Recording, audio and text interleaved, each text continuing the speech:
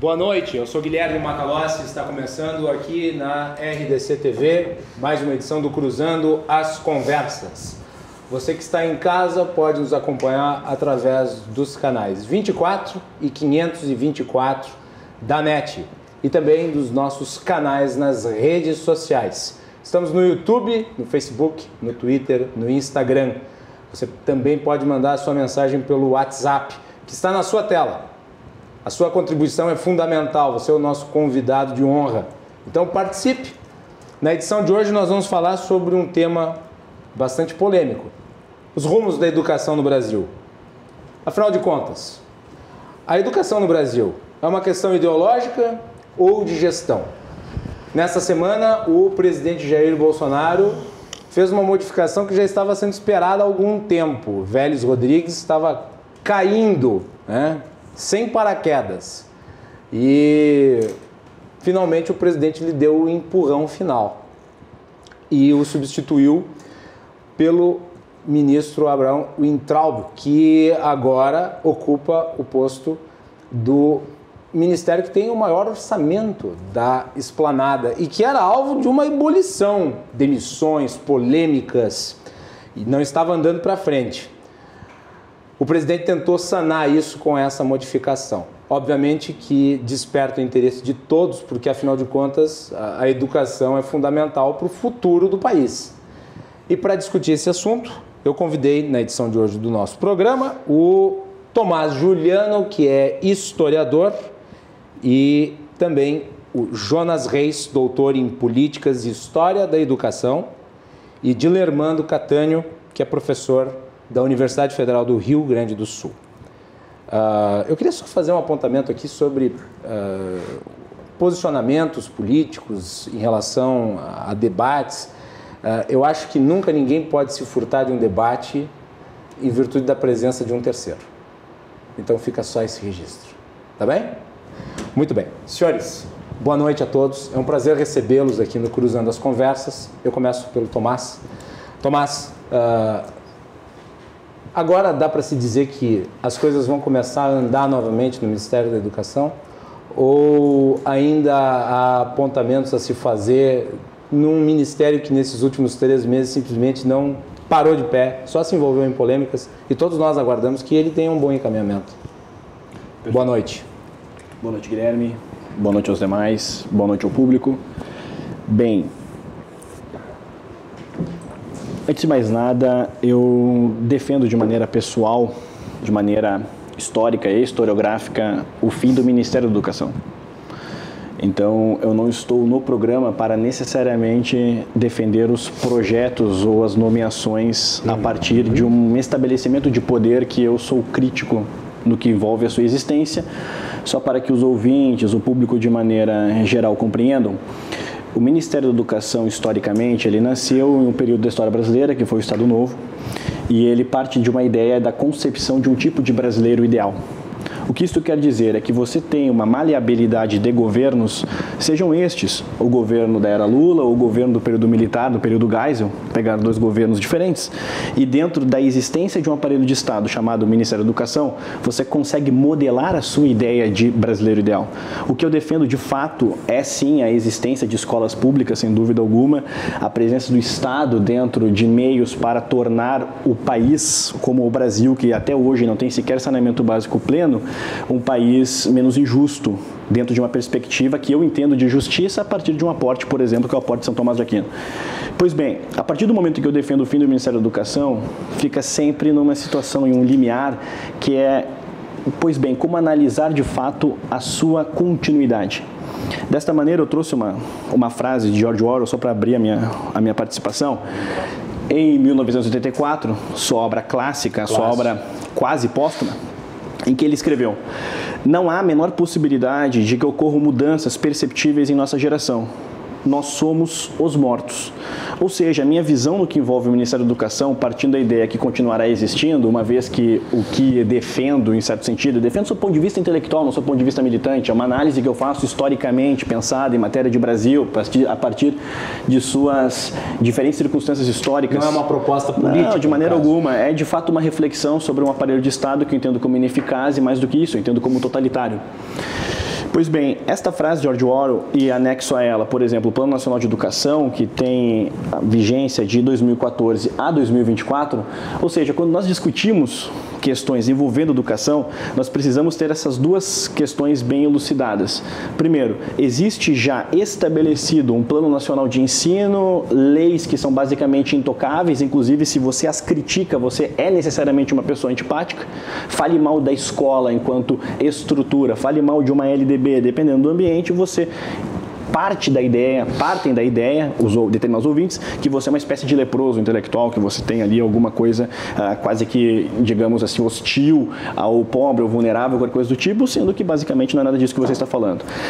E esta frase de George Orwell, anexada a um Plano Nacional de Educação e um aparelho de Estado que continua existindo, tocam basicamente na minha primeira fala, que é uma fala meio desesperançosa, em um certo sentido, sem dúvida alguma, porque entendo que toda conversa sobre futuras nomeações, por melhor que elas sejam, elas têm um limite, que é um aparelho de Estado que daqui a 4 anos poderá estar na mão, por exemplo, de pessoas que pensam completamente diferente do atual governo e vice-versa.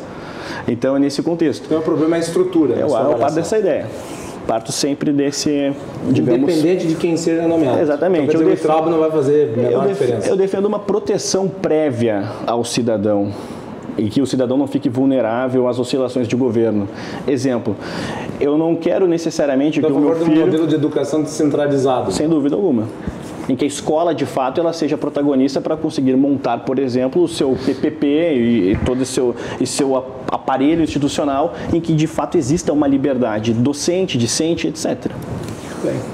Jonas, convenhamos que a visão do professor Tomás é bastante diferente. Não é tão comum você ouvir uma pessoa do mundo acadêmico, do mundo da análise histórica, defendendo o fim do Ministério da Educação. Qual que é a sua avaliação sobre a educação brasileira?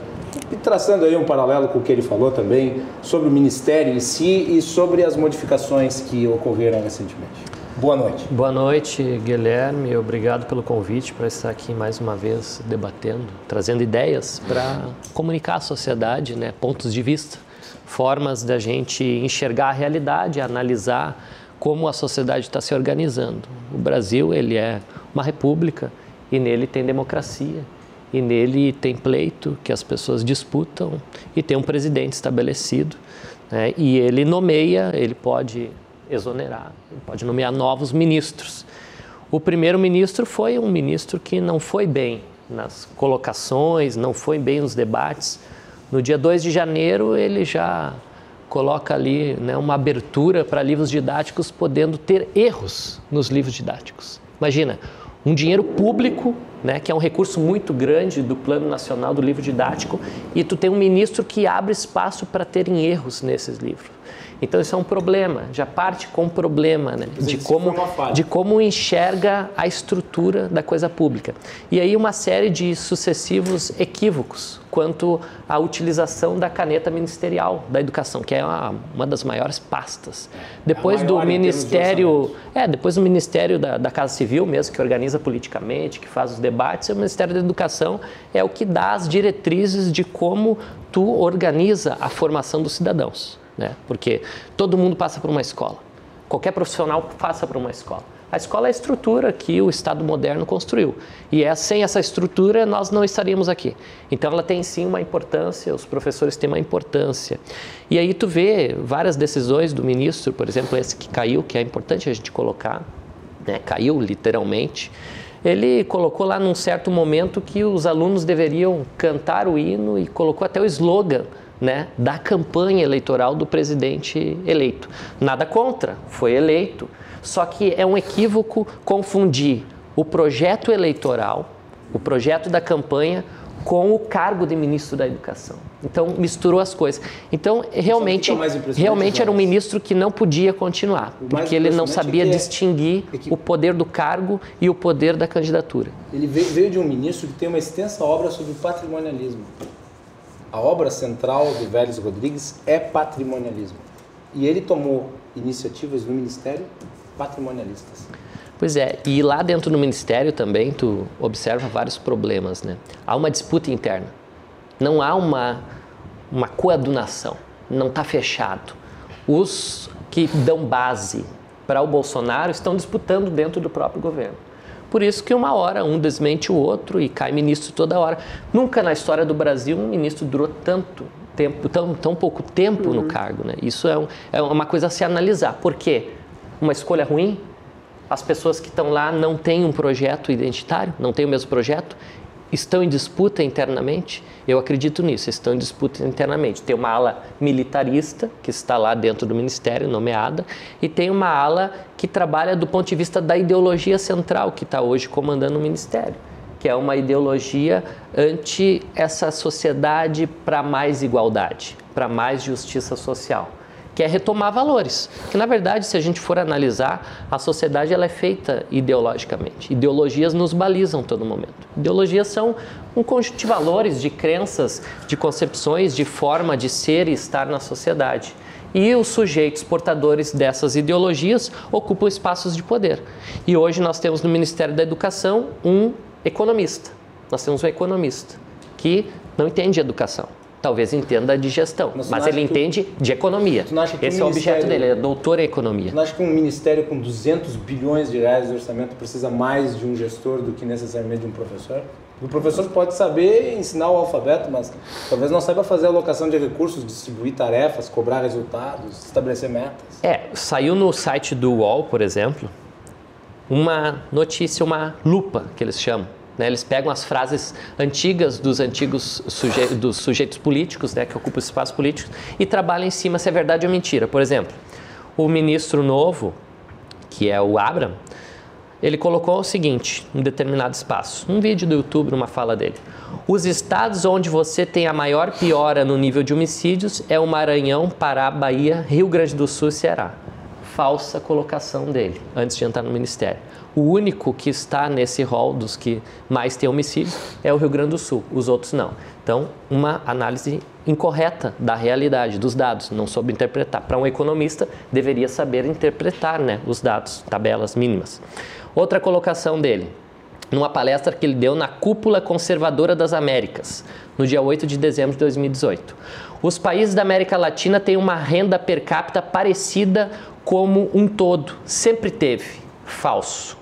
Porque o PIB da Argentina, antes de 1962, era o maior da América Latina e sempre teve oscilações, chegando a ter um PIB de um país da América Latina 18 vezes maior do que o outro. O Haiti, por exemplo, foi um país que ao longo dos 50 anos só piorou, só aumentou a pobreza, a desigualdade social.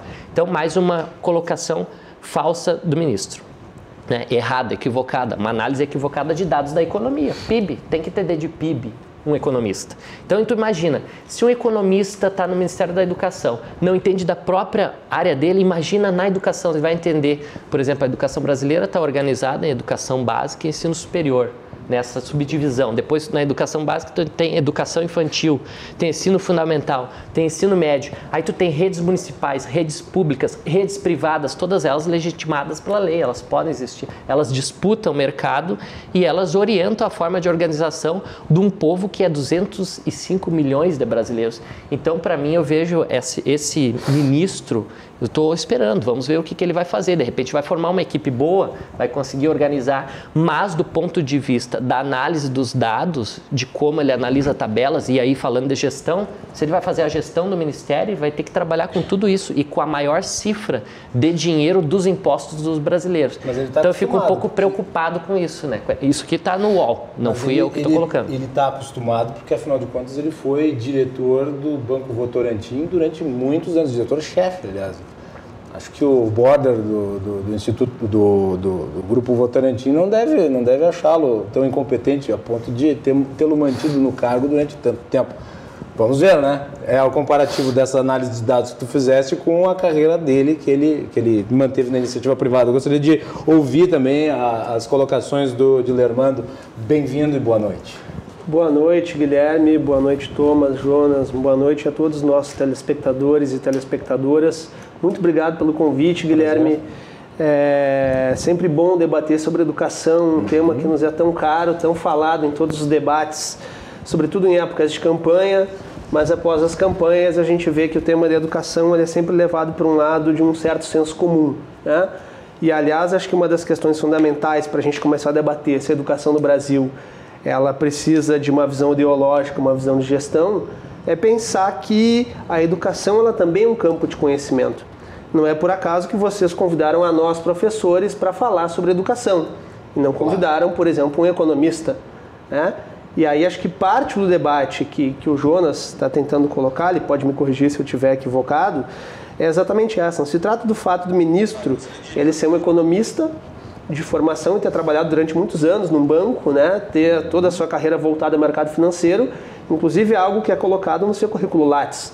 O problema é quando a gente pega o currículo Lattes, né, que tem todas as produções intelectuais de nós, professores, né, dos pesquisadores, e ele é um currículo pífio, de apenas 4 páginas, com quase nenhuma publicação no meio acadêmico, cuja grande contribuição está lá no final da parte que fala das observações, é os alunos da universidade onde ele leciona, a Unifesp de Osasco, em São Paulo, terem solicitado que ele abrisse mais vagas na sua disciplina. Uma coisa que é corriqueira para nós que somos das professoras das universidades federais, não é algo extraordinário. Por aí se dá a ideia de que, de fato, ele não manja de educação. Assim como nós, professores, não manjamos, talvez, de economia. Embora, do ponto de vista da gestão, nós que somos professores da universidade, nossa atribuição é ensino, pesquisa, extensão e gestão. Os diretores de unidades universitárias, os reitores e reitoras, todos fazem gestão. Ou seja, não é algo que está fora do nosso métier. Os diretores das escolas, por exemplo, eles não são formados em administração e finanças, por exemplo, mas sabem fazer gestão. Isso a gente aprende, faz parte do nosso métier, não é algo distante. Mas tu sabes que existe uma diferença entre uma escola, que é um lugar específico, e um ministério que tem uma estrutura tão abrangente quanto exatamente aí que eu queria chegar, né? Porque a escola, ela não é uma empresa, né? A educação não é uma mercadoria que pode ser negociada. Esse é um princípio, como o Thomas colocou agora há pouco, né? Para mim, o princípio fundamental é essa. A educação não é mercadoria, a escola não é uma empresa. Nesse sentido, quem vai pensar sobre educação que não educadores e educadoras? Eu, por exemplo, como professor, não me arrisco a fazer uma cirurgia em alguém, porque eu não tenho a formação em medicina. Eu vou matar essa pessoa se eu fizer uma cirurgia, se eu me arriscar a fazer isso. Eu não me arrisco a projetar uma ponte. Eu não sou engenheiro, a ponte vai cair na primeira semana. Então não é qualquer pessoa que pode falar e pensar sobre educação. Existe uma formação para isso. Ser professor é uma profissão que exige requisitos específicos e trabalhar com educação também. Por isso, por que não nomear então alguém que tem toda uma trajetória no campo da educação, ainda que seja vinculado à sua perspectiva ideológica? O Nós temos... era professor. Sim, assim como também, o Weintraub também é professor, né, de uma universidade. Mas são pessoas que não são do métier da educação como pensadores da educação, né? Ou seja, não há problema nesse sentido de colocar pessoas que sejam pensadoras da educação como uma grande área, uma área do conhecimento, inclusive. A gente tem uma larga produção acadêmica, inclusive de pensadores que pensam a educação desde uma perspectiva liberal, por exemplo, né, se é o caso. A questão que está colocada aí e que se fez uma análise rápida, que seria trocar 6 para meia dúzia, não é bem assim. Porque o Vélez ele traz uma perspectiva muito de tentar colocar, também numa cruzada ideológica, né, um processo de militarização das escolas. Né? Tu acha que isso seria ideológico, militarizar as escolas? Lógico, completamente. É uma perspectiva completamente ideológica, né, militarizar as escolas. Não há algo fora de uma perspectiva ideológica. Né? Pensar que não há ideologia já é uma ideologia. Essa é uma máxima que a gente tem que ter em mente, né? Já é ideologia, não é problema em ser ideológico, né? Não, mas eu não vejo mal em ser ideológico. Não. E o Vélez tentava trazer essa perspectiva de uma militarização a partir dos seus pressupostos teóricos e etc e tal. Esse novo ministro, a partir da sua trajetória, inclusive no mercado financeiro, e isso que é mais problemático, ele mantém, por um lado, uma tentativa de uma certa cruzada ideológica, mas, por outro lado, se aproxima muito mais daquilo que alguns vão chamar dos tubarões da educação, daquelas pessoas que veem a educação como um negócio, e o pior, um negócio a partir do capital rentista, né, e se apropriam da educação como um mercado. Então, é duplamente perigoso porque entende a educação como uma mercadoria, e isso já estava colocado, inclusive, em governos anteriores, é importante que se diga isso, não se trata aqui de dicotomizar, de um pensamento binário, né? Mas vê a educação como mercadoria e, por outro lado, mantém uma perspectiva de uma cruzada ideológica ao colocar que os livros didáticos têm erros, por exemplo. É claro que tem, mas é por isso que tem o PNLD, por exemplo, né? Tem um conjunto de avaliadores dos livros didáticos que são selecionados via edital. Não é algo menor. É algo que se passa por um processo de seleção, como nós passamos por um processo de seleção, né? Quando estamos concorrendo ao emprego, por exemplo. Então é uma perspectiva séria que sempre se fez. E aí quando tu coloca questões como que os livros didáticos não servem, né? Eles trazem a história de uma forma equivocada, tudo bem, é uma crítica que se pode fazer, mas está se tentando mais do que isso colocar como uma espécie de cruzada ideológica, como se as escolas e as universidades, como se a educação ela fosse um campo onde necessariamente ocorre um processo de ideologização a partir de apenas um lado. E nunca foi isso, né? A educação não é isso. A educação ela pressupõe a diversidade, seja na escola, seja na universidade, né? E esse é o tom maior da educação, essa perspectiva de uma diversidade de pensamentos. Então, quando defendemos, por exemplo, que a escola não pode ter controle sobre perspectivas ideológicas, é inclusive para possibilitar que aqueles que discordam, por exemplo, da gestão de uma escola possam colocar abertamente. Diferente do que colocou o nosso novo ministro, que quem discordar dele está fora, né? Ele colocou, ele disse, eu não sou autoritário, mas quem discordar está fora, né? Essa é a linha e ponto final. Por aí já se vê que o rumo não é bom, né? Tomás, eu gostaria dos seus apontamentos sobre as colocações que foram feitas. Bem, agora, só fazendo um ponto final sobre as tuas colocações, professor. O fato é que mesmo que se considere que a educação não é um produto para ser vendido, ela custa. Afinal de contas, você tem que ter uma estrutura e a partir do momento que você tem uma estrutura, você tem que ter alguém que pense ela do ponto de vista financeiro para a sua viabilidade, digamos assim. Eu gostaria de ouvir a tua colocação, Tomás. Perfeito. Caso eu tivesse o poder da caneta, o meu nome escolhido seria o Simon Schwartz, certo? Ainda que crítico à existência do aparelho de Estado chamado Ministério da Educação, se eu pudesse, se eu fosse escutado, eu sugeriria o nome do Simon Schwartz, que é autor, inclusive, até trouxe a obra aqui, Tempos de Capanema. Ele, de fato, conhece a existência do Ministério da Educação, desde seus preâmbulos até necessariamente os seus desenvolvimentos. Mas o professor Simon Schwartz não é bem ou mal o meu objeto de introdução. Primeiro até quero faço um adendo, que a minha visão particular, ela pode até soar meio romantizada, mas eu entendo o currículo Lattes como algo extremamente abjeto, elitista, pedante. Eu tenho uma visão no sentido da minha relação com o conteúdo parecida com o que o Chet Baker tinha com o jazz. Eu quero só tocar o meu jazz. Eu gostei desse toque. Eu quero só estudar, produzir os meus textos, independentemente da minha relação com, digamos, com a materialização da minha produção. Mas note que eu não invalido quem de fato valida ou precisa, porque eu tenho amigos acadêmicos que desenvolvem aulas dentro de universidades e eles possuem seus currículos Lattes e eu os respeito. É uma visão particular do Thomas que, de uma maneira independente... Não é uma visão anti-acadêmica. De maneira alguma. Até porque, se eu assim fosse, eu estaria agredindo pessoas que me são muito caras e intelectuais, como, por exemplo, o próprio Simon Schwartz e outras influências que tenho, que desenvolveram ou desenvolvem uma carreira dentro deste espaço. Mas só manifestei isso porque eu fui incluído indiretamente dentro dessa perspectiva do currículo Lattes e eu particularmente tenho uma visão que pode até soar romantista, mas eu simplesmente quero tocar o meu jazz. Pelo menos até o presente momento. Eu não preciso atualizar o meu currículo Lattes, eu não sei sequer se o meu endereço lá está correto. Eu entrei lá duas vezes, eu acho, na minha vida, e sei que tem vários dados que lá não estão. Por exemplo, eu tenho especialização, eu faço parte de um grupo chamado Comúnio, que é um ambiente internacional de estudo de teologia, etc. Eu não coloquei essas informações lá, porque eu entendo que elas não são importantes, relevantes na minha relação com o currículo Lattes. E no sentido historiográfico, eu que tenho uma formação acadêmica dentro do ambiente da história, eu tenho uma visão também pode soar romantizada, mas eu gosto de algo que é muito comum em figuras que, sem soar anacrônico, elas têm muita simetria. Exemplo, Heródoto, Joaquim Nabuco, Epistano de Abreu, eles também não precisaram, em um certo sentido, de uma burocratização para empreenderem boas perspectivas historiográficas, vide que eu estou falando de um autor, de um estadista do Império, que talvez seja a grande obra da historiografia brasileira, ou do fundador da história propriamente dito, Heródoto. Mas acho que é interessante também anexar que a nomeação do Ricardo Vélez Rodrigues, eu recebi ela com muito apreço, com muito entusiasmo. Eu preciso ser intelectualmente honesto para dizer isso. Eu escrevi um artigo, inclusive, endossando a nomeação em si.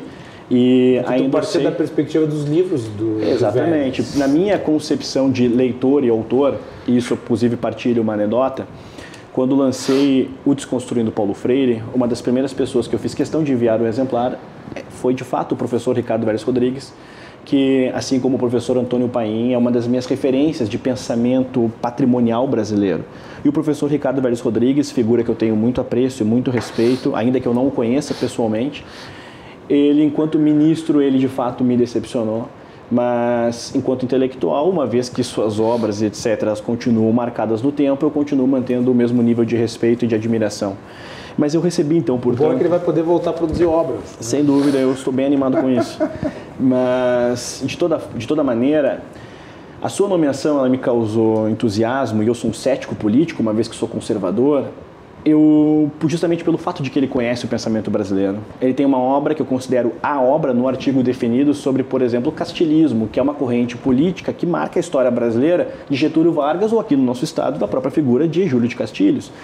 Então eu tinha a ideia que o professor Ricardo Vélez Rodrigues, isso está no meu texto, de que ele de fato iria produzir aquilo que o Thomas intelectualmente pensa sobre o Ministério da Educação, ou seja, irá desaparelhar o Ministério da Educação, deixar com que as escolas tenham, as universidades de uma maneira geral, elas possuam uma maior liberdade, um maior oxigênio, que exista de fato a pluralidade, a diversidade, uma vez que eu entendo que é um ambiente muito tóxico, muito polarizado, muitas vezes muito marcado em alguma relação que eu entendo como promíscua entre aparelho de Estado e aparelho de ensino.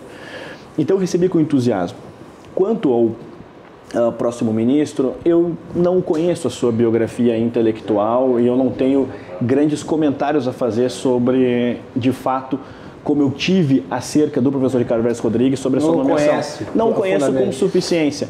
Todavia, só para conseguir sintetizar o que aqui digo, eu entendo, eu até trago aqui uma frase, ressalto que está na consequência de uma boa escola ser formadora de uma elite no sentido adjetivo, não no sentido substantivo.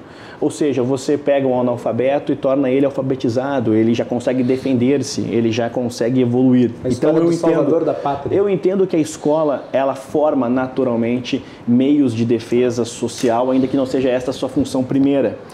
Mas, todavia, existe um jeito de pensar a ideia de melhorar o cidadão, de melhorar o humano. E é isto que eu vou aguardar em matéria de discursos, de projetos no que envolve o novo ministério. Espero, para conseguir agora de fato concluir esta frase, só para anexar, ela compõe o capítulo Patrono do Pauoco, do Desconstruindo Paulo Freire, a frase da minha autoria. E durante o desenvolvimento do parágrafo, eu discutindo exatamente o que eu quero aqui encerrar, que é basicamente a crença que possuo de que é necessário você conseguir pensar a política brasileira, assim como o próprio sistema político, o presidencialismo e questões amplas que saem da nossa conversa, de uma maneira a longo prazo, atemporal, e que o cidadão vulnerável ele seja de fato protegido e não envolvido diretamente com todas as sementeiras políticas. Em suma, pensemos aqui, e eu trago este mesmo exemplo num comparativo com a própria escola. Não importa o candidato, quando ele vence uma eleição, ele tem um conjunto de dívidas, de favores, que ele já entra em débito com seu eleitorado, com seus apoiadores, etc. E o cidadão, de fato, ele fica refém, porque ele vai começar o seu governo, e a escola também tem essa Constituição, ele começa o seu desenvolvimento a partir de um conjunto que é anterior ao próprio pleito. Ou seja, seus favores, seus débitos, etc. O que eu defendo, a preservação política e institucional, justamente porque acredito que na conjuntura brasileira é um meio para que o cidadão consiga de fato defender-se. Então, nesse sentido. Muito bem, nós vamos voltar em seguida com esse debate que está muito bom em relação aos parâmetros da educação brasileira. Nós temos aqui a participação hoje do Tomás Juliano, do Jonas Reis e do Dilermando Catânio. E nós vamos fazer intervalo, nós temos mensagens do nosso público. Fiquem conosco, voltamos em seguida aqui na RDC TV.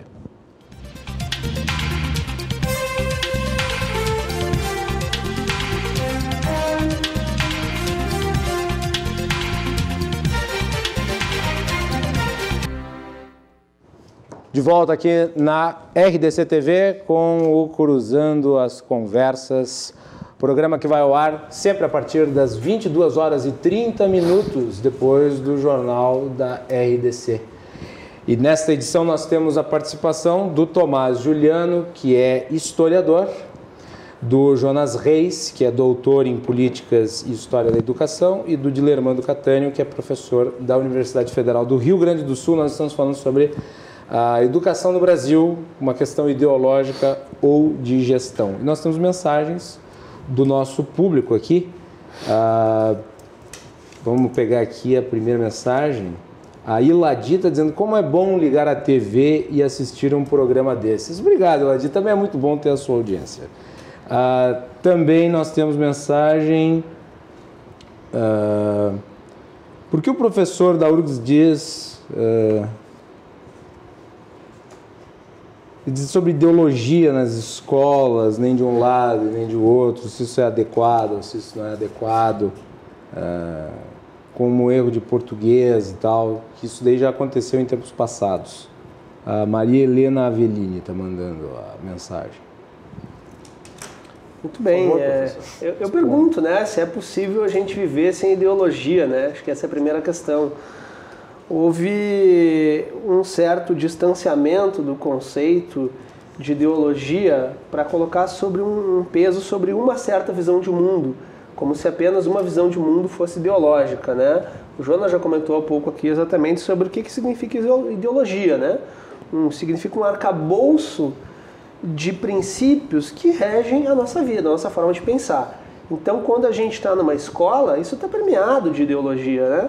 Um professor que ensina português está permeado de ideologia a sua aula, né? É impossível viver sem ideologia. Uma, porque a formação dele é baseada em certos preceitos teóricos, políticos e etc. Né? Outra, porque a própria forma, a metodologia de ensino também está baseada em certos preceitos, né? Então, acho que a ideologia está presente em tudo na nossa vida, inclusive a forma como a gente vê o mundo, né? Acho que essa é a primeira questão. E eu vou concordar contigo nesse particular. Isso funciona não apenas para o mundo da educação, para o jornalismo também. Eu dou opinião, eu tenho minha opinião sobre o que nós estamos discutindo aqui, eu estou externando ela através de perguntas, alguns conseguirão compreender. Quando não externas, está permeado de ideologia. Pega o pessoal do jornalismo esportivo, por exemplo, né, que tentam esconder seus times de coração, por vezes, para não criar atritos com torcedores, né? Mas a gente sabe que tem, então isso está permeado todo o tempo, né? É impossível viver sem ideologia, ainda bem que a gente tem ideologia, porque é isso que ajuda a organizar a nossa atuação como ser humano no mundo, né? Acho que essa é uma questão, e a escola, como uma parte importante da sociedade, acaba reproduzindo isso, né? O que nós temos que fomentar é o debate. Todos nós temos nossas posições. O que está acontecendo aqui é uma conversa. Estamos cruzando as conversas. Agora é importante ter em mente, Guilherme, e telespectadores e telespectadoras, que o debate ele não significa apenas a gente expressar a nossa opinião, né? A opinião todos temos, né? A gente pode ter uma opinião sobre a cor da gravata, sobre o nosso time do coração e etc e tal. Agora, o conhecimento, ele é mais do que opinião. Não é isso? Desde a ideia de doxa e episteme, né? O conhecimento ele vai para além. E é por isso que eu dizia há pouco que não é qualquer pessoa que pode falar sobre educação. Opinião, todos temos. Agora, conhecimento, que é algo justamente embasado num conhecimento, em estudos, não são todos que têm. Então, sim, devemos fomentar o debate, mas nesse debate devemos, inclusive, instrumentalizar para que a opinião deixe de ser uma coisa superficial e a gente possa aprofundar, né? Com propriedade, no melhor sentido de propriedade, que é exatamente esse, de nos apropriarmos das concepções e das ideias de mundo. Muito bem, outra pergunta aqui da Cíntia, ela gostaria de saber a opinião dos professores sobre o projeto de educação domiciliar, homeschooling. O governo Bolsonaro estabeleceu como uma das 18 ações que vai tomar a partir de agora, após os 100 primeiros dias de governo. Eu vou passar a bola primeiro para o Tomás, para ele falar sobre isso, porque, pelo que eu compreendi da fala do Tomás, ele é contra os organismos burocráticos, incluindo aí o Ministério da Educação, e o homeschooling vai nessa filosofia, quer dizer, de você não precisar de uma estrutura burocrática para poder ensinar. Então, a tua avaliação e depois a dos outros dois convidados. Eu não acredito na utopia de Thomas More, na sua salutar ironia. Então eu não penso um Estado ou uma escola sem burocracia. O que eu entendo é que a escola, em momentos históricos, ela serviu como aparelhamento de um Estado. Exemplo, pego a frase do Mein Kampf de Adolf Hitler. Somente quem, pela educação e pela escola, aprende a conhecer as grandes alturas econômicas e, sobretudo, políticas da própria pátria, pode adquirir e adquirirá certamente aquele orgulho íntimo de pertencer a um tal povo. Nesta frase específica, há mais simetria como o Ministério da Educação no Brasil foi pensado do que necessariamente divergências. Ou seja, você cria um envolvimento com a pátria, uma ideia de pertencimento. Ou seja, a escola, historicamente, ela já serviu como aparelho de Estado em diferentes ambientes, não só no Brasil, como necessariamente em outras perspectivas no mundo. Inclusive, no que envolve a educação e a escola em si, Karl Marx tem uma frase que eu mais concordo que discordo, só para demonstrar um exemplo. É preciso rejeitar peremptoriamente uma educação popular a cargo do Estado. Aí Marx segue, e eu vou ficar só com este ponto. Ou Marx, seja, o liberal. Isso. Não, neste caso eu mais concordo que discordo. Veja, e ele segue, e dentro do seu segmento eu mais discordo que concordo. Mas neste ponto nós concordamos, eu não estou descontextualizando a frase. Ou seja, Marx entendia que há um determinado momento social em que você não precisará do aparelho de Estado. Ou seja, nós discordamos em como chegaremos a isso, ou se chegaremos. Eu discordo, inclusive, porque eu entendo que isso é impossível. Mas não é o campo. O que eu quero dizer é que homens como, por exemplo, Adolf Hitler, o próprio Gustavo Capanema, o próprio Francisco Campos, o próprio Getúlio Vargas, entre outros momentos, o próprio Fernando Haddad, quando foi ministro, você tem homens que pensaram de maneira ideológica aquele aparelho de Estado. E dentro dessa perspectiva, eu sou um amplo defensor do homeschooling, a partir não só da ideia que eu tenho de Estado, mas também de biografias que foram educadas a partir dessa perspectiva. Exemplo, Agatha Christie. Eu fui formado leitor a partir dos romances de Agatha Christie. O primeiro livro que compõe minha biblioteca chama-se Os Elefantes Não Esquecem. Eu comprei na Feira do Livro de Porto Alegre no ano de 2000, eu tinha 10 anos. Autora, Agatha Christie, educada pelo homeschooling. Todavia, eu discordo de uma visão quase utópica, e eu faço a relação, como eu comecei a fala, com a utopia de Thomas More, que as pessoas acreditam muitas vezes que, pois bem, a partir do homeschooling, o meu filho tornar-será o homem ideal, a figura idealizada, entre outras coisas. Ou seja, eu não acho que todo pai e toda mãe possuem as devidas condições para aplicar um homeschooling. Exemplo, eu vejo muitas vezes pais criticando o ensino de história em determinadas escolas, mas em contrapartida não conhecem absolutamente nada da própria escola, ou mais do que isso, não conhecem nada sobre a própria história. Entendem a crítica ao professor justamente porque o professor em algum outro ponto, às vezes até na sua vida particular, esboça uma visão de mundo diferente. Ainda, eu acho que existe um discurso, e eu repito, eu sou um defensor do homeschooling por biografias e justamente porque eu defendo uma, aspas aqui, oxigenação na matéria de educação.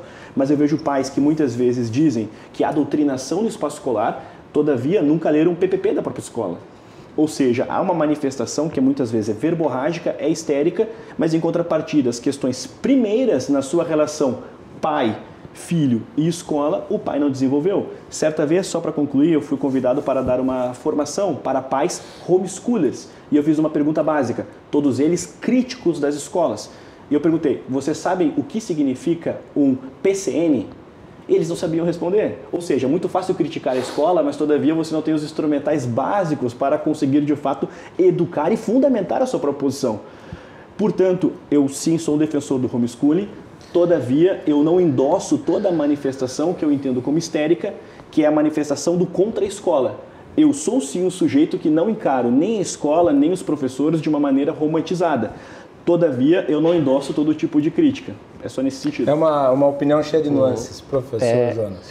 Eu acho essa ideia para o Brasil estapafúrdia. Porque o Brasil é uma sociedade que está colocado o capitalismo para ela. As pessoas vendem o seu tempo, troca o seu tempo por dinheiro para sobreviver. Então, os pais e mães passam 10 horas fora de casa. E como um pai vai estudar 4 anos de biologia, 4 anos de química, 4 anos de história, 4 anos de geografia, 4 anos de educação física, não tem como um pai e uma mãe ensinar todo o acumulado histórico da humanidade para um filho. Porque tu tem conteúdos para construir um sujeito capaz. A cidadania, ela se constrói com conhecimento. A LDB, ela não prevê disciplinas, mas ela prevê conhecimentos a serem, né, adquiridos por todos na sociedade. Nós temos um debate sobre a Base Nacional Curricular Comum, que seria um currículo comum para formar o cidadão brasileiro. Nós temos, no Brasil, 14 milhões de desempregados. Nós não conseguimos nem gerar emprego para todo mundo. Como é que nós vamos conseguir chegar o conhecimento para todos os pais e mães? Nós temos as pessoas que estão na educação de jovens e adultos, 45% dessas que buscam esse espaço para aprender, 45% estão desempregados. Então, como é que tu vai colocar um pai que está preocupado, que não consegue R$5 para comprar 1 quilo de arroz para cozinhar para o filho? Ele vai ter todo o conhecimento acumulado? Nós temos um capital cultural que não é distribuído para todos no Brasil, porque há muita desigualdade. E as pessoas criticavam, por exemplo, Bolsa Família. Criticavam. Eram mães solteiras, muitas delas, sem oportunidade de emprego porque não tem empresas naquela região.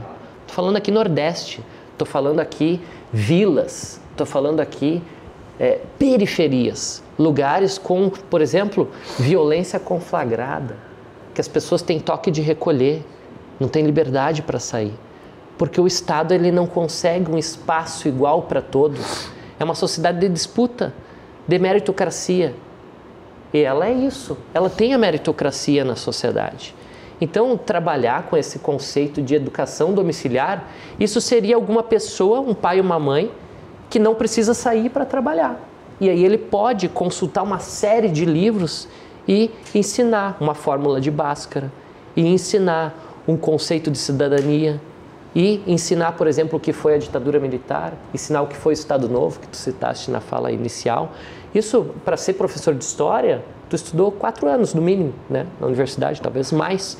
Eu, para ser professor de música, estudei 4 anos. A história da música é muito rica.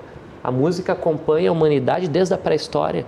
Então, a gente acumula muito conhecimento e aí tem um espaço para distribuir esse conhecimento dentro da escola, compartilhar. Então, acho que assim, a escola é uma das melhores invenções que nós temos. Tem vários problemas, claro, mas ela é uma das melhores invenções, porque ali tu tem muitas pessoas pensando, tu tem alunos, tu tem uma turma diversa, 30 alunos convivendo, é um espaço de convívio social, de relação, porque se a gente vive em sociedade, tu tem que experienciar o convívio com os sujeitos. Imagina tu cria uma criança até os 17 anos dentro da sua casa, sem conviver com outros seres humanos, sem entender outros pontos de vista. Tu não vai conseguir manter uma sociedade, tu não vai conseguir ter uma sociedade. E nós somos seres sociais. Isso nós não podemos, não tem como evitar negligenciar. Eu, se pudesse indicar para o ministro da Educação, eu indicaria para ele a leitura do Plano Nacional da Educação. Tem um plano construído por um grupo de brasileiros que debateu educação ao longo dos últimos 30, 40 anos pelo menos, e disse, nos próximos 10 anos nós temos que fazer isso, isso e aquilo, para melhorar, inclusive, a economia. E se fala muito em melhorar a economia com reforma da Previdência. Eu acho que melhora a economia com a implementação do Plano Nacional da Educação, é um dos itens.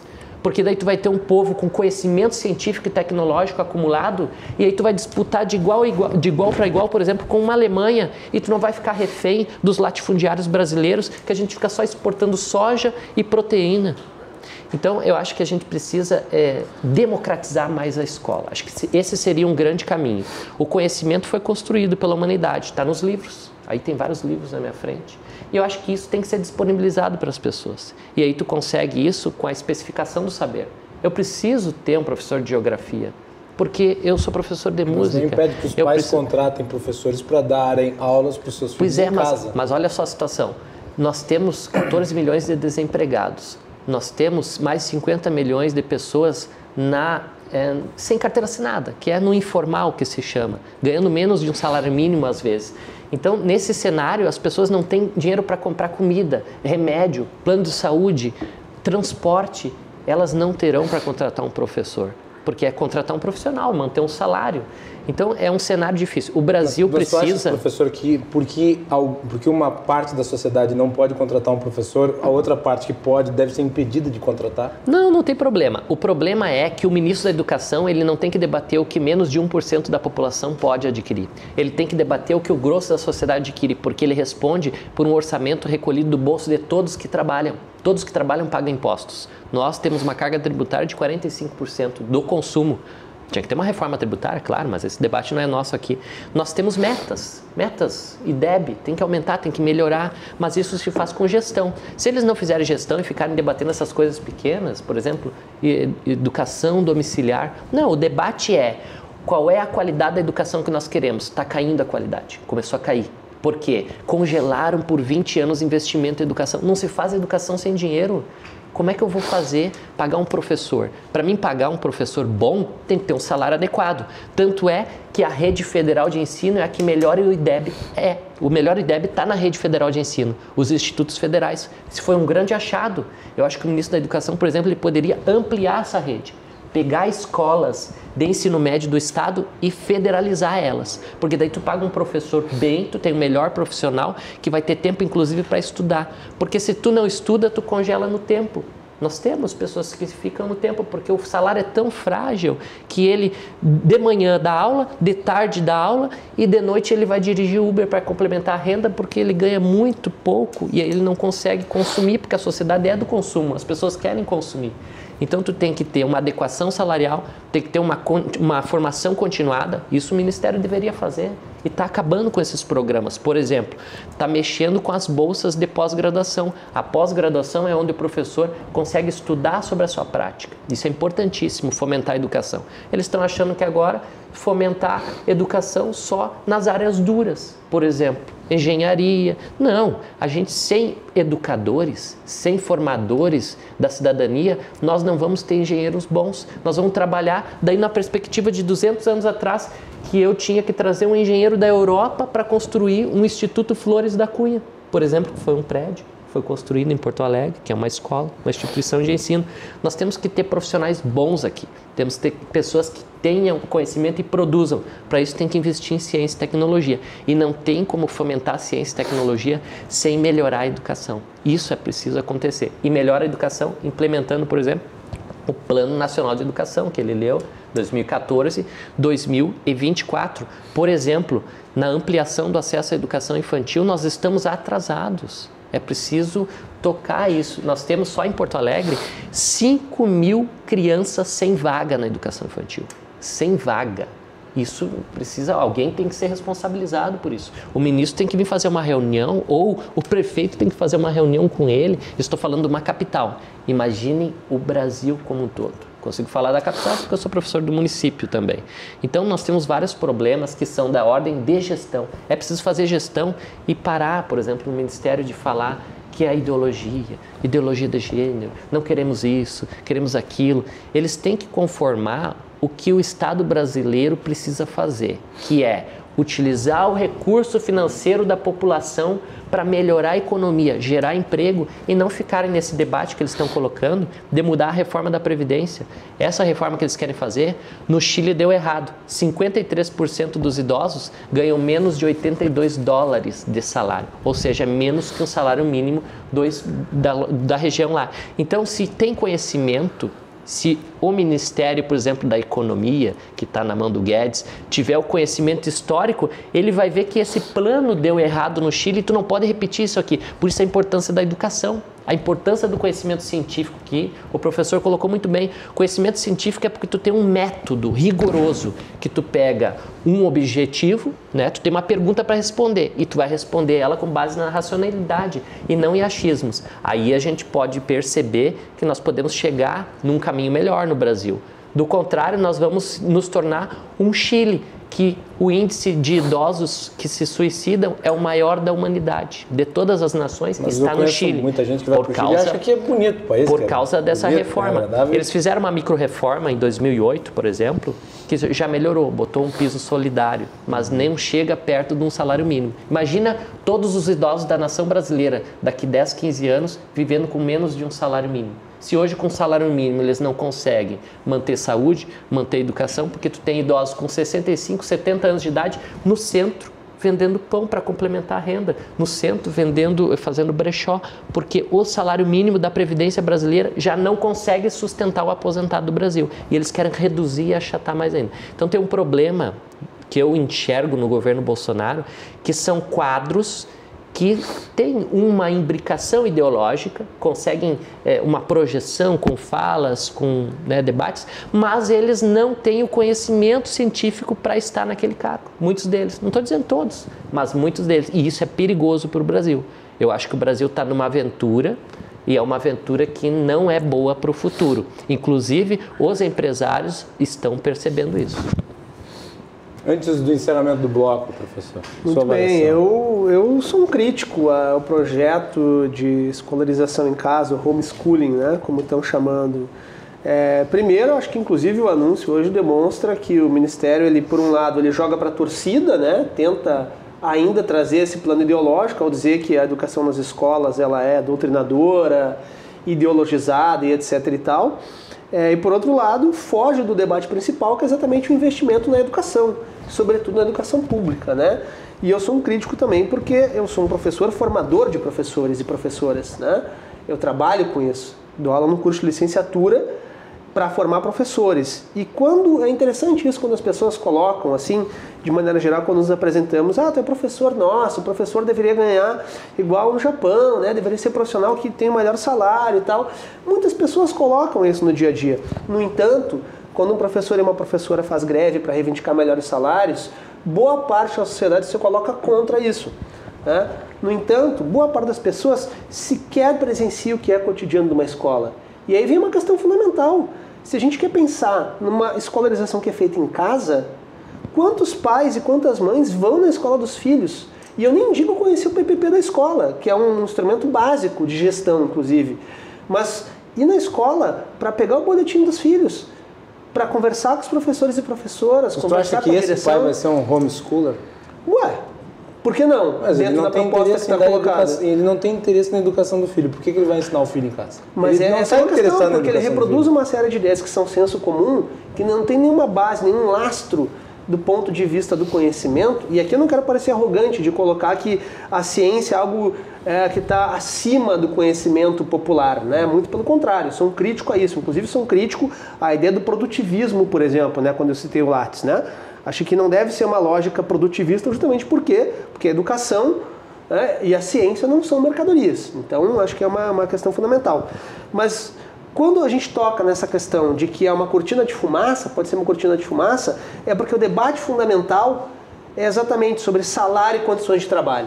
Qualquer política pública do campo da educação, para ser minimamente séria, tem que tocar em 2 pontos: salário e condições de trabalho. É por isso que a gente tem alguns exemplos onde o salário do professor e da professora ele é um pouquinho melhor, não digo nem se equiparar de outros profissionais, né? A gente não se pergunta por que quando tem um concurso público, por exemplo, com a prefeitura, o salário do médico 20 horas é R$3.000 e o do professor 20 horas é R$1.500. Por que isso? Ora, né? Então assim, qualquer política pública séria tem que tocar em salário e condições de trabalho. E condições de trabalho envolve a escola como, né, o local fundamental onde se dá o processo educativo. Ele não está apenas na escola, né? A gente tem uma série de ações para além da escola, mas o processo educativo fundamentalmente ele se dá nesse espaço. O espaço da diversidade, o espaço onde as posições se confrontam, onde a gente pode ter contato com o mundo à nossa volta. Se eu defender a educação que é feita em casa, eu necessariamente vou estar desmerecendo o papel dos professores e professoras que estudam muito para isso, né, ganham um salário muito baixo e não são valorizados como a sociedade diz que gostaria de valorizar. Acho que esse é um ponto fundamental. Não queremos cortina de fumaça. Queremos política pública séria, com salário e condições de trabalho. Muito bem. Na volta nós vamos continuar debatendo este e outros temas aqui no Cruzando as Conversas. Tem uma porção de comentários aqui. Eu vou tentar fazê-los no próximo bloco, tá bem? Então eu peço a compreensão do nosso público, mas que bom que estão participando e mandem mais comentários aqui para o nosso programa. Voltamos em seguida.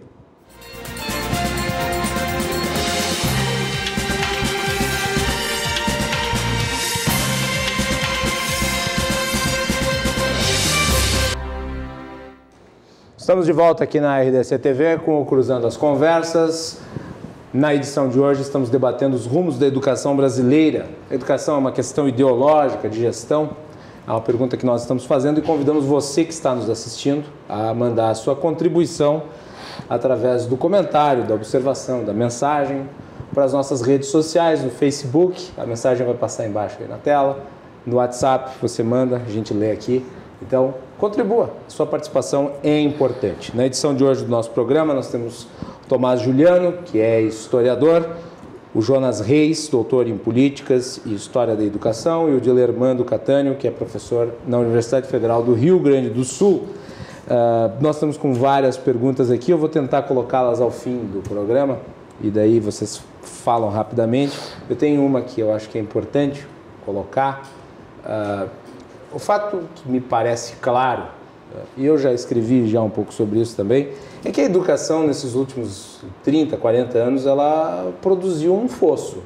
O modo como se organizou a educação brasileira gerou uma péssima formação, principalmente no ensino primário. E os indicadores internacionais estão aí para provar. O Brasil, por exemplo, no PISA, está na rabeira.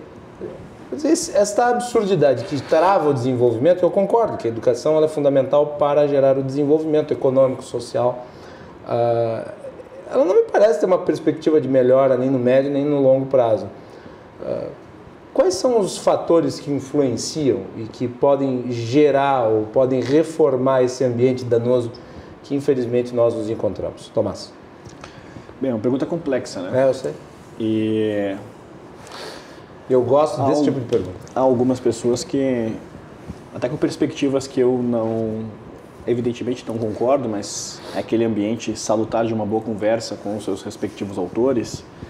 Nós temos a obra, por exemplo, Porque o Brasil é um país mal educado. Não concordo com tudo que o autor desenvolve, mas ele tenta solucionar exatamente esta questão. O que é importante ainda para complementar a pergunta, o Brasil não tem uma universidade entre as 200 melhores do mundo. Por exemplo, a USP, ela está depois. A nossa URGS, por exemplo, ela fica entre as 600 do mundo. E claro que nós temos toda uma questão histórica, o Brasil tem uma formação universitária que ela é, na comparação com outros países, recente. E há questões que eu acho que são interessantes de complementar, por exemplo, só para conseguir amalgamar a minha resposta. Por exemplo, trocar o tempo para sobreviver é uma questão humana. Só para deixar isso bem registrado, de um tupinambá ao mais entusiasmado adepto do fordismo, trocar o tempo para sobreviver é uma questão sine qua non dentro da condição e dos limites humanos. Bem como a sociedade possuir hierarquia é algo estabelecido da Mesopotâmia ao Brasil do Jair Bolsonaro. Ou seja, a sociedade humana ela está estabelecida dentro dessas prerrogativas. Por isso que eu tenho uma visão que, tanto no espaço universitário quanto no espaço escolar, mas principalmente no espaço universitário, nem sempre a universidade ela deve ser para todos, ela deve possibilitar o ingresso de todos, mas necessariamente a partir do momento que eu acredito em vocação, em questões que ultrapassam um pouquinho a seara do vestibular em si, entendo que ela não é para todos. Nem todas as pessoas podem ser professores de história e muitas vezes, dependendo do contexto, e eu tive essa experiência, claro que é uma experiência particular, mas trago ela, talvez outros também tenham tido algo parecido. Quantos colegas de fato liam os textos propostos, participavam das conversas e de fato muitas vezes estão dando aulas no futuro. Tanto é que a média de leitura de nossos professores, isso eu deixo como tema de casa para os ouvintes, a média de leitura dos professores no ano de 2017 e também no ano de 2018, ainda que em 2018 tenha existido um progresso, uma evolução pequena, a média de leitura dos professores ela é muito baixa frente a questões que são amplas. E nós estamos falando de vocações, nós estamos falando de salários, etc. Exemplo, eu gosto de história independentemente se de fato um dia eu fosse lançar um livro e fosse ganhar alguma coisa com aquilo ali. Eu sempre quis ser professor de história, é uma questão particular. Então eu continuaria lendo, entusiasmado com os ambientes de história, independentemente das circunstâncias, digamos, existenciais. Eu não estou falando de uma média de leitura de 80 livros por ano, 40, 50. Eu estou falando de uma média de leitura de nossos professores, que ela muitas vezes, eu deixo isso como tema de casa, não ultrapassa 3 ou 4 livros. Então, dentro dessas condições, eu acho que a gente consegue iniciar uma discussão um pouco mais específica sobre os problemas da educação e aí nos resultados de educação primária, etc. Eu gosto muito da linha do Fernand Braudel, dentro do ambiente historiográfico, que alguns objetos eles são de longa duração. Ou seja, eu já discordo, por exemplo, da ideia de 40 anos em que há um fosso. Eu já entendo que este fosso ele se materializa em diferentes perspectivas. Exemplo, nós tínhamos um fosso social a partir do momento que o Brasil tinha, em determinadas circunstâncias históricas, escravidão, por exemplo. Então você tem um fosso a partir do momento que o Dom Pedro II era uma escola, por exemplo, bem de mais difícil ingresso, mas em contrapartida este fosso se materializou em outra maneira, em que o Dom Pedro II há pouco tempo estava endossando o regime maoísta. Nós estamos falando do regime mais assassino e tirânico da história da humanidade. Ou seja, esse fosso se materializa em diferentes condições sociais, ideológicas, temporais. Então, sob o ponto de vista da longa duração, eu não tenho uma solução necessariamente. Eu não acho que, a partir do momento que o professor que não é vocacionado, e eu não estou sendo romântico na ideia, eu estou falando de vocação, algo que, por exemplo, você sente no timbre, você sente de uma outra maneira. Mas quando você fala de vocação, você está falando de que, ainda que aumentasse aquele salário, aquele professor continuaria não lendo, ele faria outra coisa, porque aquilo ali não é dele. Talvez ele seja uma pessoa com uma série de circunstâncias, etc., e nós estamos falando de dados. Então, para solucionar a minha resposta, não entendo que seja um problema de curta duração.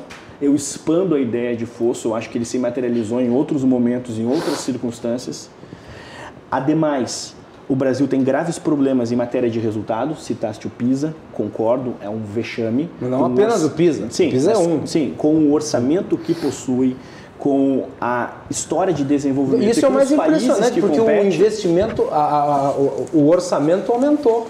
E com os países que compete, dentro daquele nicho é um vexame o resultado. Nós não temos, por exemplo, uma universidade entre as 200 do mundo, tendo o Brasil, por exemplo, uma das 10 maiores economias do mundo, é um vexame, entre outras questões. Só que, necessariamente, a resposta não se resume, por exemplo, o Brasil piorou porque em determinado momento da sua história o Tarso Genro foi ministro da Educação. Isso é muito simplismo, porque o Brasil já tem um problema na história da educação e eu acho uma resposta muitas vezes ideológica.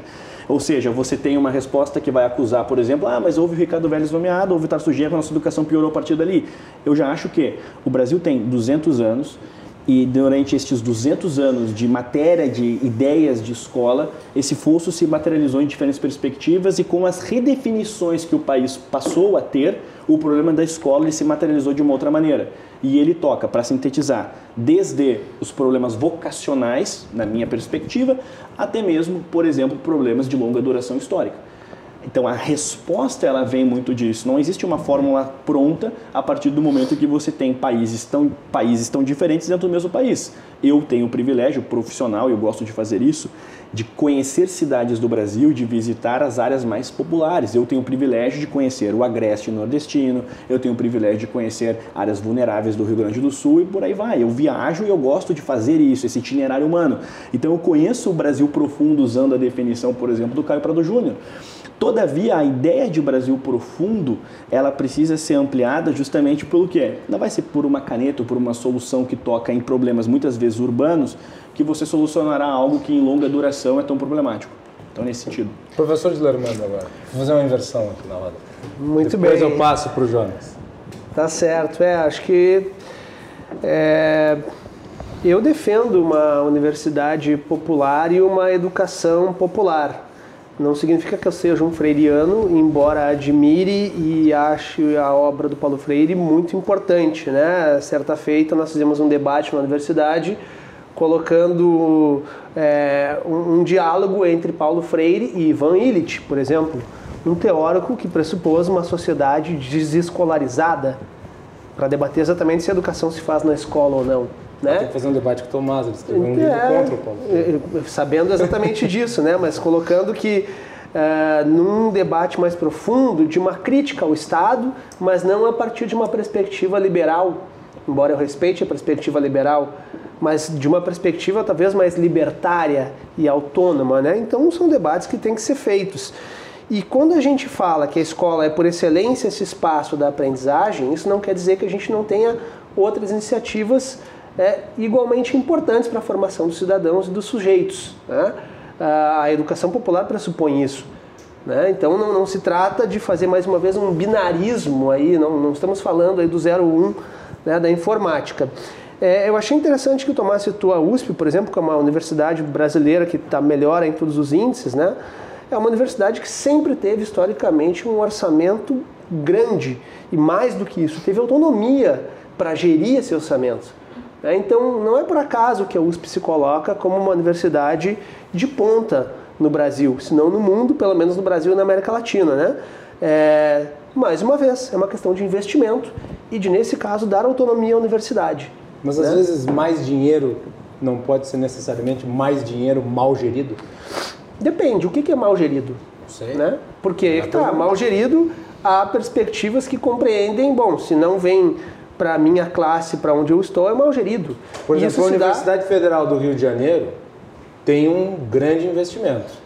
Entretanto, a destinação para o museu que pegou fogo era baixa. Então, mas isso dentro da própria estrutura da universidade. Posso só fazer? Mas o problema do museu o problema do museu tem quase 100 anos. Eu não estou defendendo a gestão do incêndio, mas é um problema também de longa duração. Só fiz o adendo. Eu também nem vou entrar, por exemplo, na destinação, por exemplo, nas rubricas que vem, por exemplo, porque não é exatamente... toma aqui esse montante e investe onde quiser, né? Uma boa parte do orçamento público ele vem destinado a partir de rubricas, né, e tal.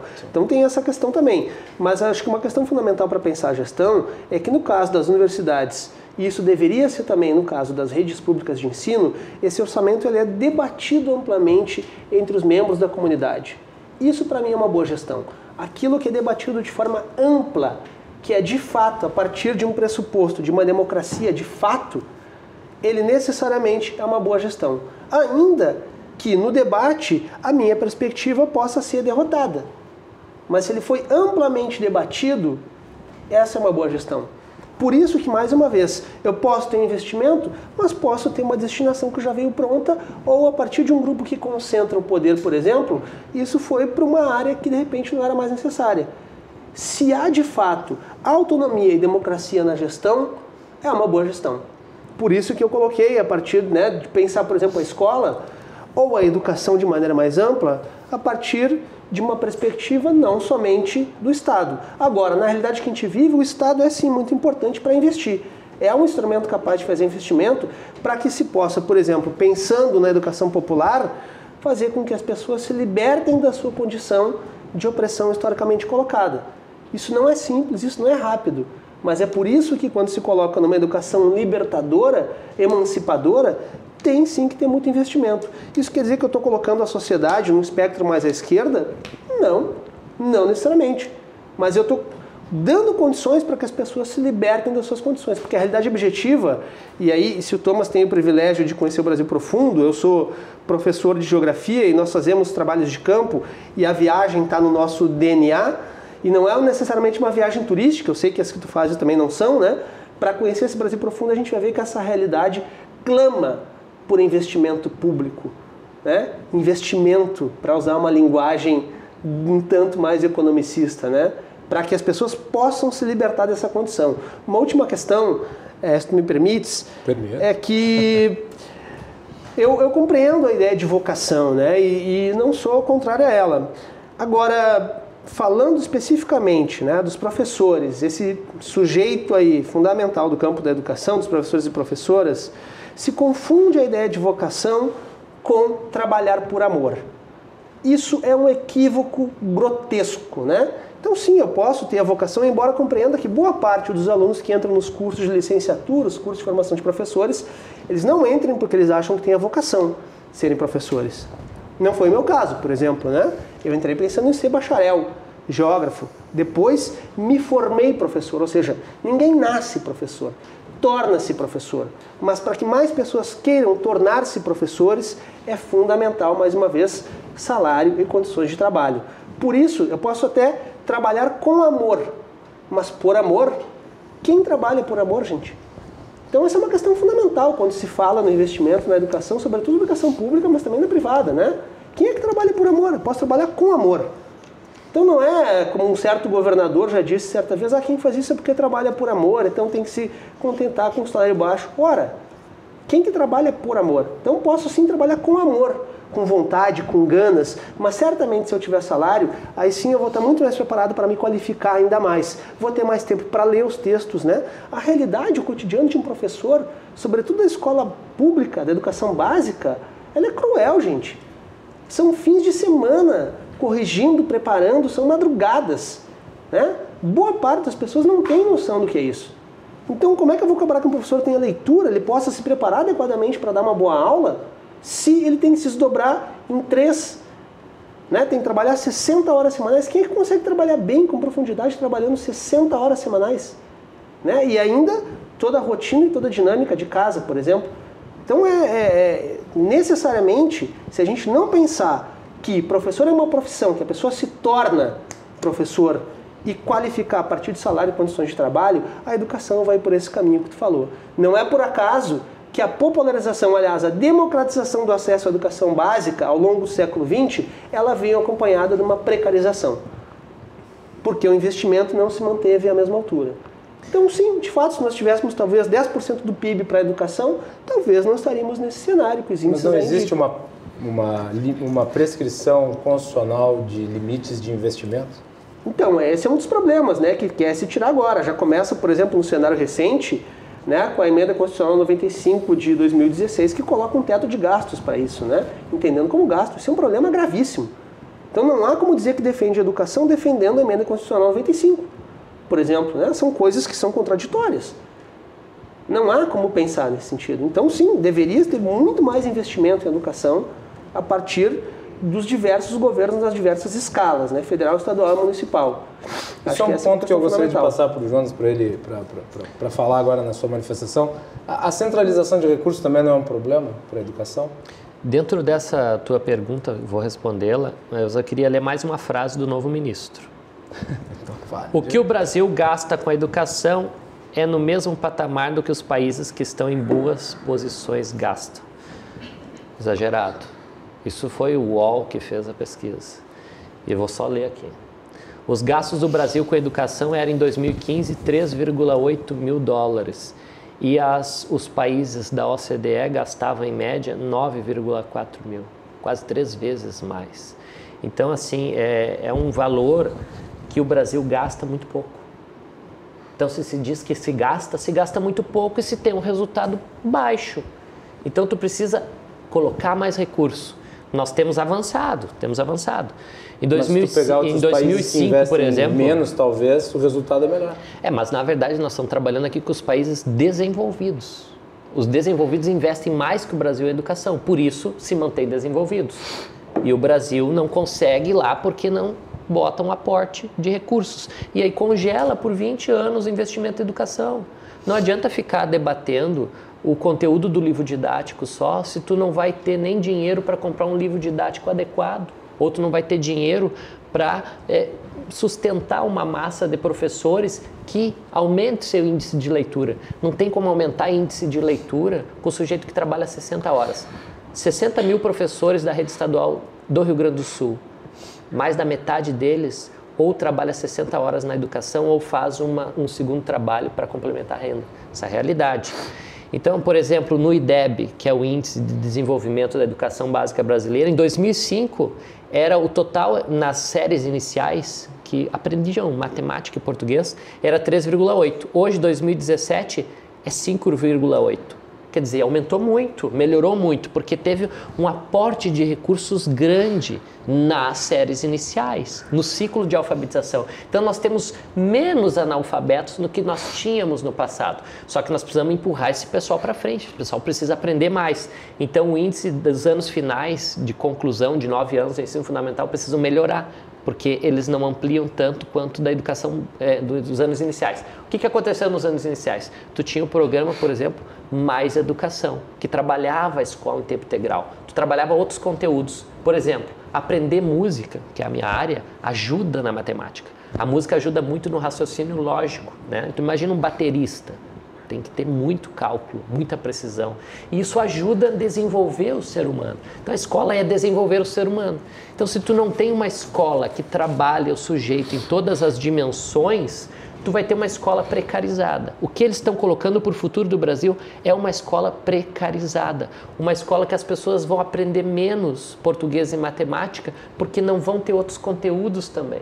A escola vai ser cada vez mais enfadonha, porque hoje tu tem o sujeito que nasce com isto na mão. Ele nasce com isto na mão, com tecnologia. e ele está sabendo muita coisa. Ele tem o universo do simbólico presente no dia a dia. Certeza? E se tu chega na escola... Eu acho que está sabendo cada vez menos. Por exemplo, a escola não tem internet. A escola pública não tem internet de alta velocidade. Nós temos, a gente se comunica, né, instantaneamente, rapidamente. Para a gente poder vir aqui, a gente se comunicou. Imagina, a maior massa de sujeitos, filhos da classe trabalhadora, não tem acesso a isso. A escola precarizada, que é o que tu falou. Então, acho que assim, um programa para o Brasil seria investir na escola com peso. Isso vai desenvolver. Eu lembro do Brizola. Brizola, quando foi prefeito, ele fez 500 escolas em Porto Alegre. É muita escola, muita escola. E depois, quando foi governador, mais de 2.000 escolas, que eram chamadas brizoletas. É famoso isso nos livros de história da educação. Então, foi um sujeito estadista que entendia que o conhecimento do sujeito não só liberta ele, mas dá condições técnicas, profissionais, dele desenvolver a sua área. E aí tu tem mais profissionais, com mais conteúdo. Aí tu vai disputar com as outras nações. Senão a gente vai ficar cada vez mais para trás. Então acho que assim, a educação ela tem melhorado? Tem melhorado. Mas aí o sujeito vai lá e corta as bolsas da CAPES. Vai lá e corta recursos do Reúne, corta recursos das universidades. As universidades hoje não têm papel higiênico. Imagina se elas vão ter dinheiro para fazer um evento de debater e trazer pesquisadores de outro lugar para debater, por exemplo, conhecimento de história. Né? O que estão debatendo de história no mundo? Vão trazer pesquisadores. Não vai ter, tu vai ficar ali com teu livrinho amarelo, né? Estudando só o passado, sem reformular, reconstruir, debater o atual. Então é um problema. Se não tem recurso financeiro, a educação vai patinar cada vez mais. Ela tem melhorado, mas está piorando. Essa melhora que tinha um ritmo mais acelerado, está diminuindo o ritmo. E aí, aonde a gente vai chegar? Sem educação, não tem futuro. A educação nos trouxe até aqui, nos fez nos tornarmos os profissionais que somos. Na universidade, produzindo seus livros, dirigindo o programa. Eu consegui fazer doutorado, filho da classe trabalhadora, mas foi o conhecimento que a gente adquiriu e teve uma escola pública de livre acesso. E a universidade. Se não tiver isso... Temos que encerrar. Nós estamos com o tempo estourado. Eu gostaria de agradecer a presença dos 3 convidados. Então, 5 segundos para cada um se despedir. Tomás, obrigado pela participação. Agradeço, Guilherme, prazer conversar contigo. Agradeço a presença também dos componentes da mesa. Jonas, obrigado. Obrigado pela participação, pela oportunidade de estar aqui debatendo e ficamos à disposição, né? Sempre importante debater com quem está pensando a sociedade, criticando ela e tentando construir algo melhor. Júnior Armando, obrigado. Muito obrigado, Guilherme, colegas aqui de mesa, nossos telespectadores e telespectadoras. E vamos pensar que a educação é coisa séria, né? A educação não é mercadoria, escola não é empresa. Não repliquemos isso para o mundo da educação. Muito obrigado. Então tá aí, vocês ouviram as manifestações, perspectivas diferentes em relação ao tema. Eu gostaria de agradecer o Breno Golim de Campos Mourão, o Lucas lá de Belo Horizonte, e outras mensagens que nós recebemos aqui. Parabéns, esse tema educação sempre atual e apaixonante. Então, uma porção aí de comentários. Obrigado a todos. Nós voltamos amanhã a partir das 22h30. Amanhã nós vamos discutir aqui os 100 primeiros dias do governo Bolsonaro. Então, estão todos convidados a acompanhar. Boa noite e até mais.